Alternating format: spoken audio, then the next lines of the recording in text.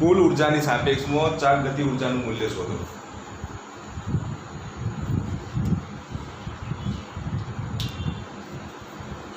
હવે જો કુલ ઉર્જાની સાપેક્ષમાં ચાક ગતિ ઉર્જાનું મૂલ્ય શોધવાનું કીધું તો આટલું યાદ રાખવાનું, એટલે સાપેક્ષ મૂલ્ય કહેવાય। તો જો અહીંયા આપો ચાક ગતિ ઉર્જાનું સાપેક્ષ મૂલ્ય,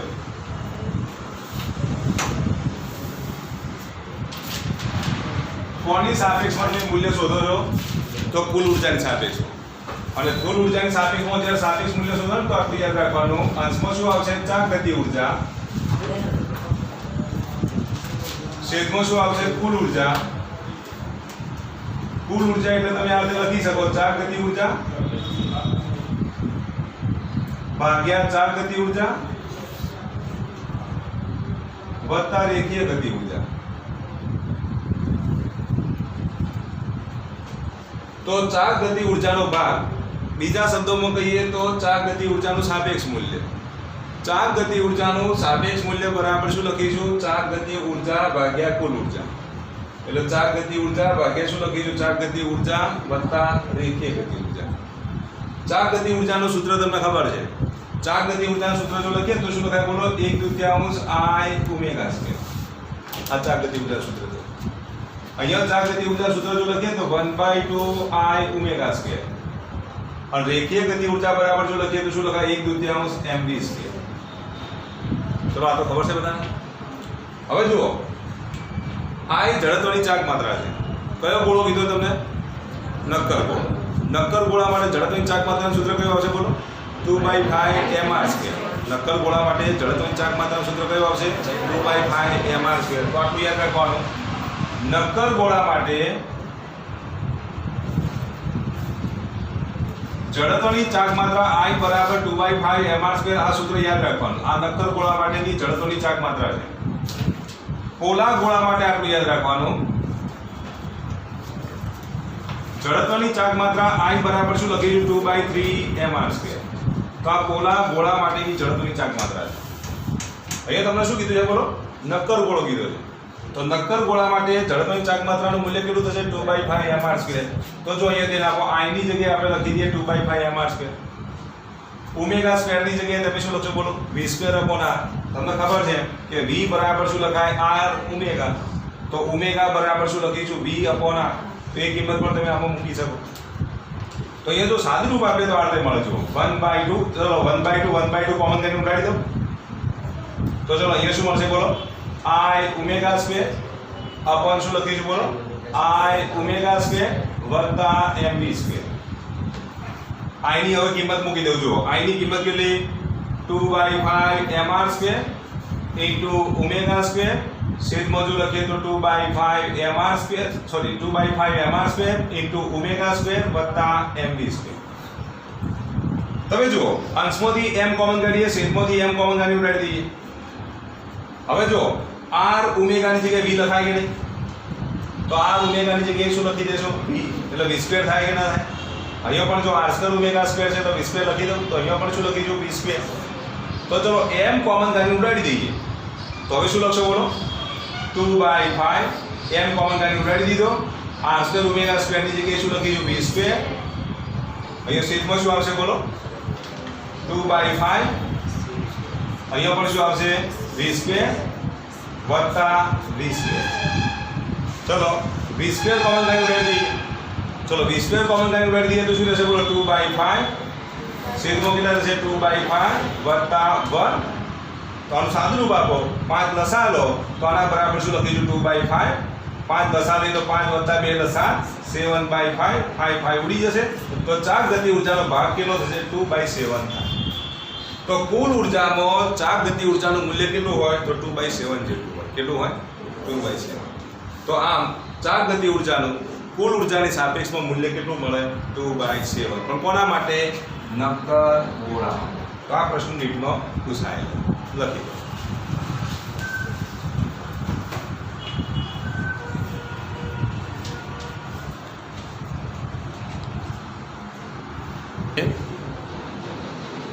ચાક ગતિ ઉર્જાનું સાપેક્ષ મૂલ્ય શોધવા કીધું હોય, કોની સાપેક્ષમાં? કુલ ઉર્જાની સાપેક્ષ। તો આ તો સૂત્ર એવી રીતે આવશે, ચાક ગતિ ઉર્જા ભાગ્યા ચાક ગતિ ઉર્જા વત્તા રેખીય ગતિ ઉર્જા। પણ આપેલો પદાર્થ કેવો છે આપણને ખબર નથી। તો એ વખતે તમે આ રીતે જનરલ સૂત્ર લખી શકો. જુઓ, i ની જગ્યાએ તમે mk² લખો કે નહીં? i ની જગ્યાએ જો હું mk² લખું તો mk² ω². છેદમાં પણ જુઓ 1/2 અહીંયા ધ્યાન આપજો mk² ω². 1/2 m અને v ની જગ્યાએ લખી દઈએ r² ω².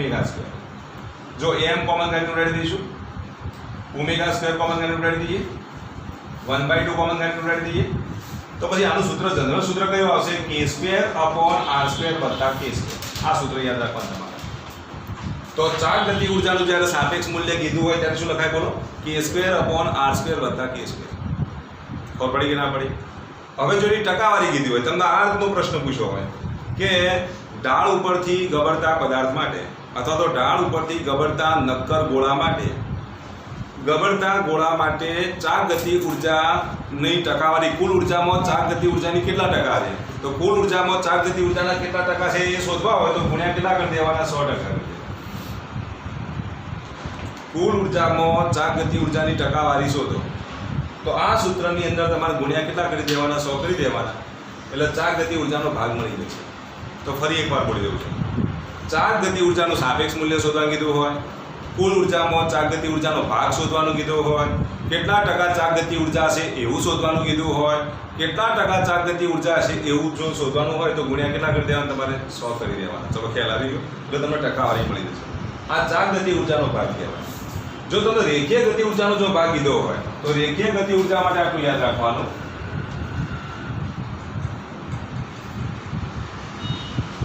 તો રેખીય ગતિ ઊર્જાનો ભાગ બરાબર જો લખીએ તો k² ની જગ્યાએ શું આવી જશે? r².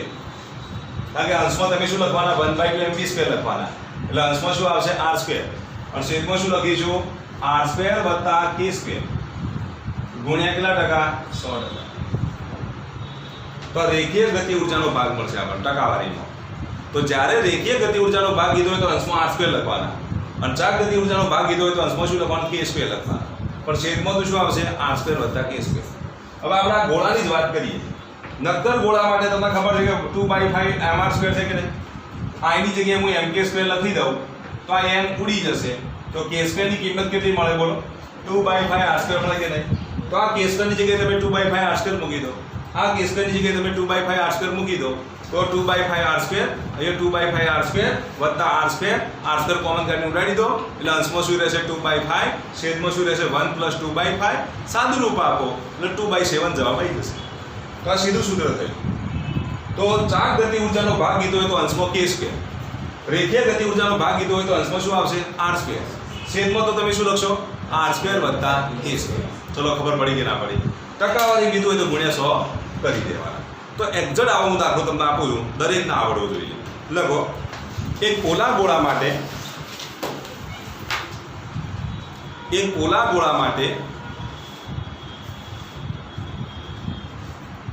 જ્યારે પોલો ગોળો ઢાળ ઉપરથી ગબડતો હોય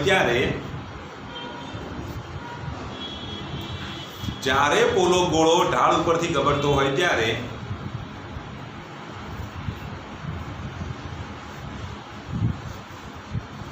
કુલ ગતિ ઊર્જામાં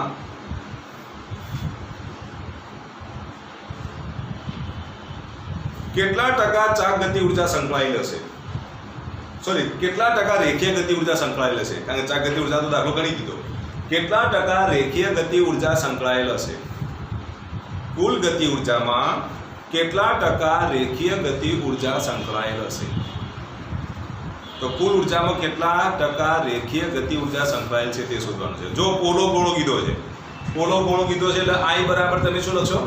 2/3 mr² લખવાની સાથે સરખાવશો mk². એટલે k² ના r² વચ્ચેનો તમને શું મળી જશે? સંબંધ.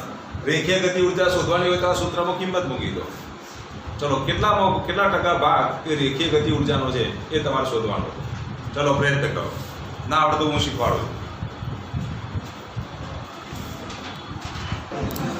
જો અહીંયા ધ્યાન આપો, રેખીય ગતિ ઊર્જાનો ભાગ શોધવાનો છે. જો અહીંયા ધ્યાન આપજો.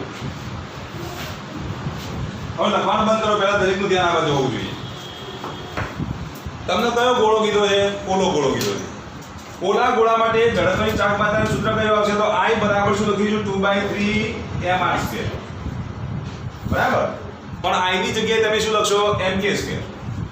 તો mk² બરાબર 2/3 mr². આ m ઉડી જશે તો k² બરાબર શું મળશે? 2/3 r² મળે કે ના મળે? k² ના r² વચ્ચેનો સંબંધ મળી ગયો. હવે રેખીય ગતિ ઊર્જાનો ભાગ કીધો છે ને તમને. કઈ ગતિ ઊર્જાનો ભાગ કીધો છે? રેખીય ગતિ ઊર્જા. તો રેખીય ગતિ ઊર્જાનો ભાગ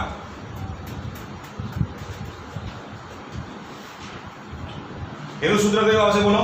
r² upon r² વત્તા k². કેટલા ટકા કીધા છે? તો ગુણ્યા પછી શું કરી દેવાના? 100.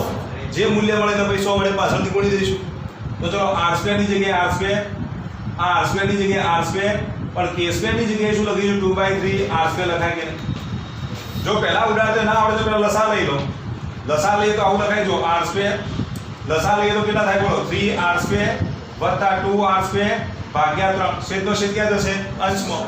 તો આના બરાબર જો લખીએ તો શું લખાય? 3r², 3r² વત્તા 2r² એટલે કેટલા થાય? 5r² થાય કે નહીં? હવે r² ઉડી ગયા તો કેટલા મળશે બોલો? 3/5. ટકાવારી મૂલ્ય કીધું છે તો ગુણ્યા 100 કરી દો. તો કેટલા ટકા થાય બોલો? અહીંયા ભાગ ચાલશે 20 છે. 20 ગુણ્યા 3 60%. તો ચાક ગતિ ઊર્જાનો ભાગ કેટલો હશે? 60%. સોરી, રેખીય ગતિ ઊર્જાનો ભાગ કેટલો હશે? 60%. અને 40% ભાગ કોનો હશે બોલો? ચાક ગતિ ઊર્જાનો છે. કુલ ઊર્જામાંથી 60% રેખીય ગતિ ઊર્જાનો ભાગ થયો અને 40% એ ચાક ગતિ ઊર્જાનો ભાગ થયો. શેનો થયો બોલો? ચાક ગતિ ઊર્જાનો. ચલો આવડે કે ના આવડે? કોઈને કન્ફ્યુઝન છે આમાં? ખબર પડી કે નહીં?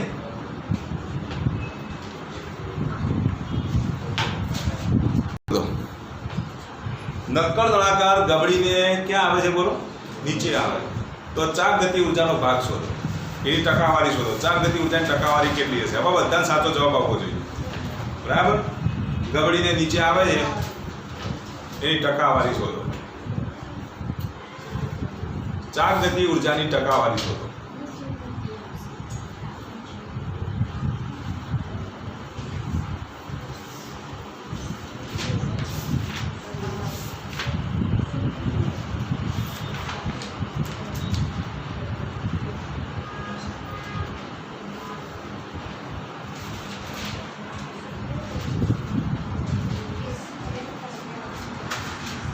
જો ચાક ગતિ ઊર્જાનો ભાગ કીધો છે. ચાક ગતિ ઊર્જાનો ભાગ એટલે અહીંયા શું લખશો બોલો?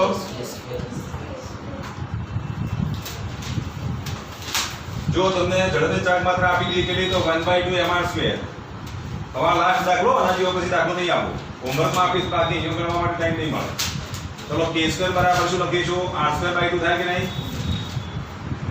ચલો ચાક ગતિ ઊર્જાનો ભાગ શોધવાનો છે. ચાક ગતિ ઊર્જાનો ભાગ શોધવો હોય તો અંશમાં શું આવશે? k². k² ની કિંમત કેટલી બોલો? r²/2. છેદમાં શું આવશે બોલો? r²/2 સોરી r² વત્તા r²/2. બરાબર ને? k² ની જગ્યાએ r²/2 મૂકી દો. એમાં તો પહેલા લસા લઈ લો. લસા લઈએ તો કેટલા થશે બોલો? r²/2 છેદમાં લસા લઈએ તો 2r² વત્તા r²/2. આ /2 ઉડી જશે. અંશમાં કેટલા થશે બોલો? r². છેદમાં કેટલા થશે? 3r². r² ઉડી ગયા. કેટલા થશે બોલો? 1/3. ટકાવારી કીધી હોય તો ગુણ્યા કેટલા કરીશું? 100. તો પછી ચાક ગતિ ઊર્જાનો ભાગ કેટલો થશે બોલો? 100/3 એટલે 33.33% હશે. તો ચાક ગતિ ઊર્જાનો ભાગ કેટલો હોય? 33.33%. ચલો ખ્યાલ આવી ગયો? આ નક્કર નળાકારની વાત થઈ. જો પોલા નળાકાર માટે હોમવર્કમાં લખી દો. કાલે હોમવર્ક ચેક કરવામાં આવશે. આવડવું જોઈએ. ઝડપની ચાક માત્રા I બરાબર mr² છે. યાદ રાખજો. પોલા નળાકાર માટે ચાક ગતિ ઊર્જાનો ભાગ શોધવાનો તમારે.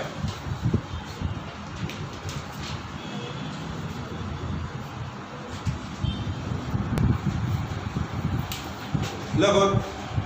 આને અનુલક્ષણ ઓબ્જેક્ટિવ લખો તમે. લખો 30 અંશના ઢાળ ઉપરથી 30 અંશના ઢાળ ઉપરથી સરક્યા સિવાય ગબડતા નક્કર નળાકારનો રેખીય પ્રવેગ ખાલી જગ્યા છે. નક્કર નળાકારનો રેખીય પ્રવેગ ખાલી જગ્યા છે. ચલો આ ઓબ્જેક્ટિવ PMT 2014 માં પૂછાયેલ પ્રશ્ન છે.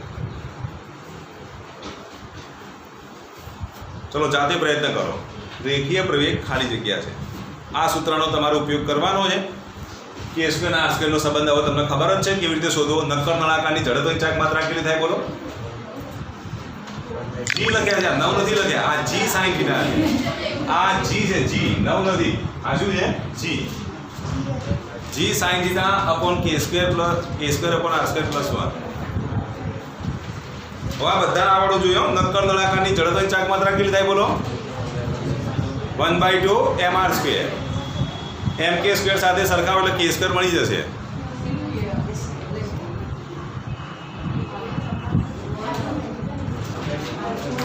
જો તમને શું આપે? નક્કર નળાકાર આપે. જો અહીંયા ધ્યાન આપજો એટલે જવાબ ના આવતો હોય. નક્કર નળાકાર કીધું છે ને.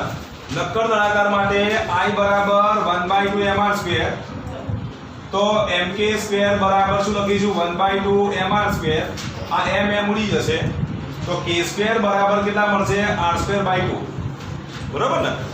એ કિંમત અહીંયા મૂકી દઈએ તો પ્રવેગનું મૂલ્ય કેટલું આવશે? જો a બરાબર g sin, અહીંયા થીટાની કિંમત તમને આપી દીધી 30 અંશ, એટલે અહીંયા કેટલા લખીશું? sin 30. k સ્ક્વેર ની જગ્યાએ લખી દઈએ r સ્ક્વેર બાય 2 ભાગ્યા r સ્ક્વેર વત્તા 1. આ r સ્ક્વેર ઉડી જશે. જો હવે આનું સાદુરૂપ આપો કેટલું થાય બોલો? a બરાબર g sin 30 ની કિંમત 1/2 છેદમાં 1/2 વત્તા 1 એટલે 3/2 ડાયરેક્ટ લખી દો. કારણ કે આ 1/2 વત્તા 1 થશે અને 1/2 વત્તા 1 એટલે કેટલા? 3/2. આ 2 ઉડી જશે. તો પ્રવેગનું મૂલ્ય કેટલું મળ્યું? a બરાબર g/3. ચલો આટલા સુધી નીટમાં પૂછાઈ ગયેલું છે. બરાબર? હવે અહીંયા ધ્યાન આપજો. તમને એમ પૂછે પ્રવેગમાં થતો ઘટાડો શોધો. તો હવે અહીંયા વિચારવાનું છે. જો અહીંયા ધ્યાન આપજો. હવે પાંચમું ચેપ્ટર આપણે યાદ કરવાનું છે. કારણ કે પાંચમું ને હવે સાતમું બે ભેગું કરીશું. તો જો આ ઢાળ છે, ઢાળ ઉપરથી m દળનો પદાર્થ આ રીતે ગબડે છે. અહીંયા ધ્યાન આપજો. આ m દળનો પદાર્થ છે આમ ગબડતો હોય ને, આ થીટા માપનો ખૂણો છે. જો આ રીતે મુક્ત પતન કરે તો એ વખતે એનું વજન બળ કેટલું હોય? તો mg હોય. પણ આ દિશામાં જો આપણે વજન બળ mg લઈએ, અહીંયા ખૂણો જો થીટા હોય તો આ mg cos θ બને અને આ શું બનશે? mg sin θ. હવે અહીંયા ધ્યાન આપો. ઢાળ ઉપરથી જ્યારે m દળનો પદાર્થ જ્યારે ગબડતો હોય ત્યારે તેનું વજન બળ mg હોય નહીં, પણ કેટલું વજન બળ હોય બોલો? mg sin θ જેટલું હોય. હવે mg sin θ માંથી તમે m ને દૂર કરી દો તો આટલા પ્રવેગથી નીચે ગબડવો જોઈએ. કેટલા પ્રવેગથી ગબડવો જોઈએ? g sin θ જેટલા પ્રવેગથી ગબડવો જોઈએ. પરંતુ અહીંયા પ્રવેગનું મૂલ્ય કંઈક અલગ જ મળે છે, g/3 મળે છે. તો એનો મતલબ શું થયો? જ્યારે પદાર્થ ગબડતો હોય ત્યારે પદાર્થની સપાટી અને આ જે ઢાળની સપાટી વચ્ચે ઘર્ષણ બળ લાગે. એક ઘર્ષણ બળ આમ ઉપરની તરફ લાગે અને એક ઘર્ષણ બળ લાગવાના લીધે તેના પ્રવેગમાં શું થાય છે? ઘટાડો થાય છે. શું થાય છે? એના પ્રવેગમાં ઘટાડો થાય છે. તો એ પ્રવેગમાં થતો ઘટાડો આપણે શોધવાનો છે. તો ઘર્ષણ બળ ન લાગતું હોય તો કેટલા પ્રવેગથી ગતિ કરે? g sin θ જેટલા પ્રવેગથી ગતિ કરે. તો ઘર્ષણ બળ લાગતું ના હોય તો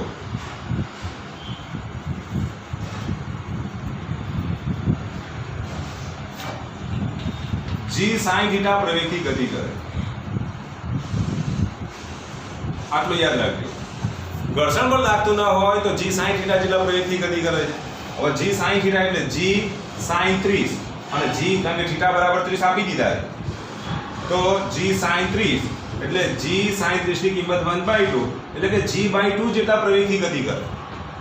ખરેખર કેટલા પ્રવેગથી ગતિ કરવી જોઈએ? g/2 જેટલા પ્રવેગથી ગતિ કરવી જોઈએ. જ્યારે અહીંયા પ્રવેગ કેટલો છે? g/3 છે. તો પ્રવેગ આ વધારે કે આ વધારે? અહીંયા 3 વડે ભાગ્યા છે, અહીંયા 2 વડે ભાગ્યા છે. તો આનું મૂલ્ય મોટું કહેવાય કે નહીં? આને હું a' વડે દર્શાવી દઉં.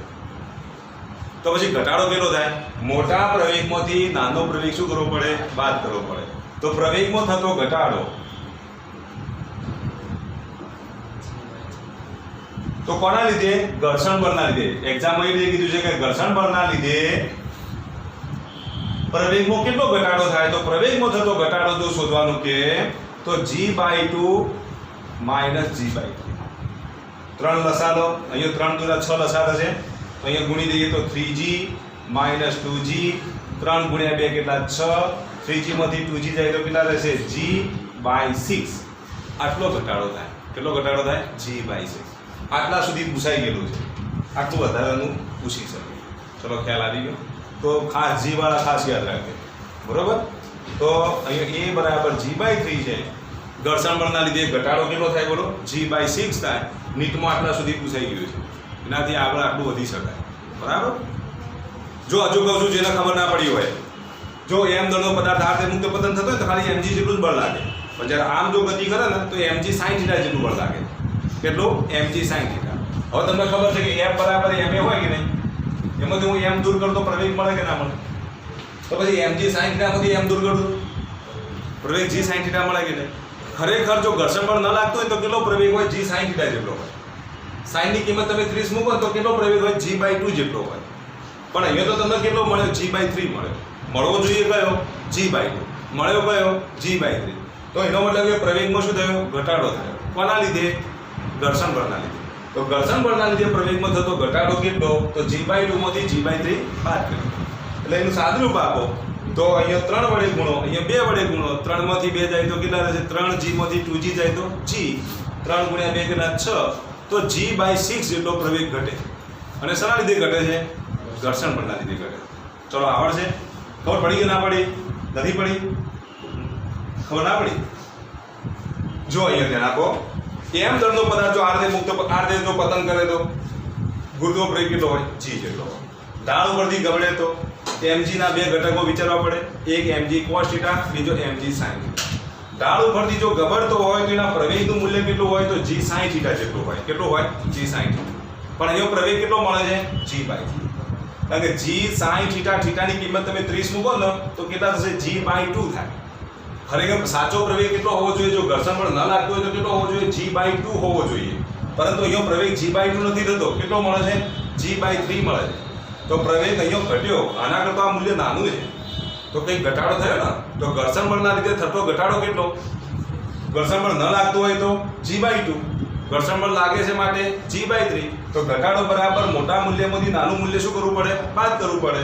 તો g/2 માઇનસ g/3. 2 3 નો લસા 6 આવે. આનો 3 વડે ગુણો અને 2 વડે ગુણો તો 3g માઇનસ 2g બરાબર g/6. હજુ ખબર પડી કે ના પડી? તો આવો નવો એક્ઝેક્ટ દાખલો આપું તમને આવડશે. ઘટાડા સુધી જવાનું છે, યાદ રાખજો, બરાબર. ઢાળ તમને આપી દઉં છું, ઘટાડા સુધી પહોંચજો, બરાબર. ઢાળ આપણે રાખી દઈએ 60 અંશ 30 અંશ જ રાખો એટલે 1/2 લખતે ભાગ. ઢાળ 30 અંશ તો જ રહે. કેટલો લખવું છે? હા તો લખી દો. બાકીના જો દાખલો ગણવાની શરૂઆત કરો. ઢાળ 30 અંશનો છે જુઓ. અને નળાકારને બદલે પોલો ગોળો રાખી દો. પોલા ગોળાને ગબડાવો, બરાબર. નળાકારના બદલે પોલા ગોળાને ગબડાવતા ઘર્ષણ બળના લીધે પ્રવેગમાં થતો ઘટાડો શોધો. ઘર્ષણ બળના લીધે પ્રવેગમાં થતો ઘટાડો શોધો.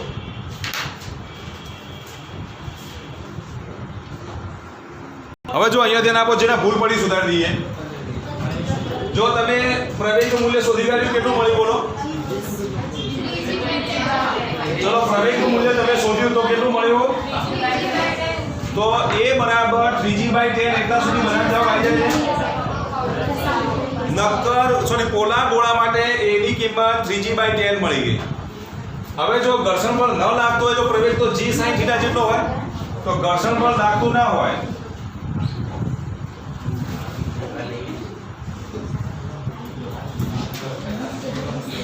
a' બરાબર તો g sin θ અને g sin θ એટલે g sin 30. એટલે એનો θ એનો એ જ લીધો 30 અંશ લીધો છે એટલે g/2 લખવાનું. ચલો a' બરાબર g/2 મળે. આ મૂલ્ય મોટું કહેવાય. જો આનો છેદ નાનો છે એટલે આ મૂલ્ય મોટું કહેવાય. આનો છેદ મોટો છે અંશ કરતા, બરાબર. એટલે આ મૂલ્ય નાનું છે. તો ઘટાડો કેટલો થશે? ઘર્ષણ બળના લીધે થતો ઘટાડો. જેને ભૂલ પડી સુધારી દેજો. a' માઇનસ a ની કિંમત g/2 માઇનસ 3g/10. 2 ને 10 નો લસા 10 એટલે અહીંયા કેટલા વડે ગુણવા પડે? 5 વડે.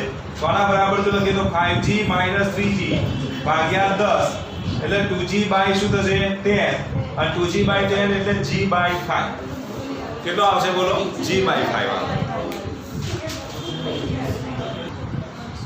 તો હવે તમને એમ જો પૂછે કે ઘર્ષણ બળ કેટલું લાગે છે, તો તમારો જે ઘટાડો મળ્યો એ ઘટાડો તમને કેટલો મળ્યો, g/5 મળ્યો કે નહીં, એને તમે m વડે ગુણી દો એટલે mg/5. આને ઘર્ષણ બળ કહેવાય. કયું બળ કહેવાય? ઘર્ષણ બળ. તો કેટલું ઘર્ષણ બળ લાગે? તો mg/5 જેટલું લાગે. તો કદાચ જો આવું ઓબ્જેક્ટિવ પૂછાય તો થોડું વધારે પૂછી લે કે કેટલું ઘર્ષણ બળ લાગે છે, તો ઘર્ષણ બળ કેટલું હશે? mg/5. તો લખી દેજો ઘર્ષણ બળ કેટલું લાગે છે. તો ઘર્ષણ બળ એટલે તમને ખબર છે કે m * a લખાય કે નહીં, m ની જગ્યાએ a, પણ a ની જગ્યાએ a ડબલ ડેશ લઈ લો. a ડબલ ડેશ ની કિંમત કેટલી છે બોલો? g/5. તો ઘર્ષણ બળ કેટલું લાગશે? mg/5 જેટલું લાગે. કેટલું લાગે? mg/5. તો આટલું ઘર્ષણ બળ લાગે. તો આ રીતનો જો પ્રશ્ન પૂછાય તો પણ તમને આવડવો જોઈએ. તો આમાંથી અસંખ્ય પ્રશ્નો બની શકે એમ છે. શું પૂછી શકે બોલો? એક તો પ્રવેગ કેટલો, પ્રવેગમાં થતો ઘટાડો કેટલો, ઘર્ષણ બળ કેટલું લાગે એવું પણ પૂછી શકે. બરાબર? ચક્રાવર્તન ત્રિજ્યાના r નો ગુણોત્તર પણ પૂછી શકે. તો આવા ઘણા બધા પ્રશ્નો પૂછી શકાય. બરાબર? આવડશે? ઓકે.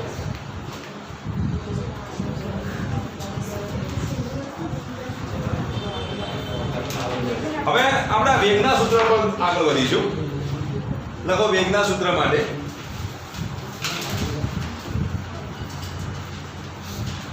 લખો 2 મીટર ઊંચાઈના ઢાળ ઉપરથી 2 મીટર ઊંચાઈના ઢાળ ઉપરથી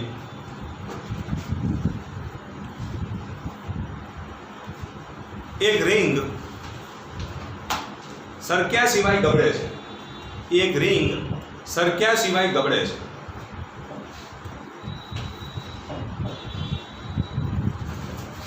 તો જ્યારે તે ઢાળના તળિયે પહોંચે ત્યારે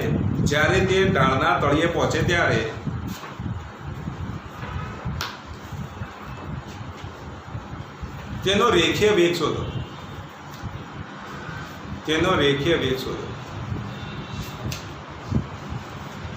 ઢાળના તળિયે પહોંચે ત્યારે તેનો રેખીય વેગ શોધો. તો ચલો ઢાળના તળિયે પહોંચે ત્યારે તમારે શું શોધવાનું છે? રેખીય વેગ શોધવાનો છે. હવે રેખીય વેગ જ્યાં લખો g = 10 મીટર પ્રતિ સેકન્ડ સ્ક્વેર લો. g કેટલા લેવાના છે? 10 મીટર પ્રતિ સેકન્ડ સ્ક્વેર. ઊંચાઈ h તમને આપી દીધી છે. હવે રિંગ આપી છે. રિંગ માટે k² અને r² વચ્ચેનો સંબંધ મેળવો. રેખીય વેગ તમારે મેળવવાનો. શું મેળવવાનો છે? રેખીય. ચલો આ સૂત્રનો તમારે ઉપયોગ કરવો પડે કે નહીં? ચલો આ સૂત્રમાં તમે કિંમત મૂકી શકો. g ની કિંમત કેટલી લેશો બોલો? તો g ની કિંમત 10 મીટર પ્રતિ સેકન્ડ સ્ક્વેર. કેટલી ઊંચાઈથી બોલો? 2 મીટર ઊંચાઈ એટલે h ની કિંમત 2 મીટર આપી દીધી. ચલો રિંગ માટે k² અને r² વચ્ચેનો સંબંધ મળશે. રિંગની ઝડપની ચાક માત્રા કેટલી? તો કાલે બધાને ઝડપની ચાક માત્રા આવડવી જોઈએ દરેકની. બરાબર? સોમવારે હું પૂછી દઉં. તો રિંગ માટે I બરાબર શું લખીશું? mr². રિંગ માટે શું આવશે? I બરાબર mr². તો રિંગ માટે જો I બરાબર mr² હોય, I ની જગ્યાએ આપણે mk² લખી દઈએ. mk² બરાબર mr². આ ઉડી જશે તો k² બરાબર r² થાય. હવે આપણે એનો વેગ શોધી કાઢીએ. તો વેગ v બરાબર વર્ગમૂળમાં 2gh upon k² upon r² plus 1. તો વર્ગમૂળમાં 2, g ની કિંમત 10, h ની કિંમત 2, k² અને r² ની કિંમત મૂકીએ. r² upon r² plus 1. આનું સાદુરૂપ આપો. કેટલા થશે બોલો? 2 × 10 × 2 એટલે કેટલા? 40 થયા. ભાગ્યા કેટલા થશે બોલો? r² ઉડી જાય. 1 + 1 એટલે કેટલા? 2. 40 / 2 એટલે 20. એટલે વર્ગમૂળમાં 20 એટલે 2√5 મીટર પ્રતિ સેકન્ડ.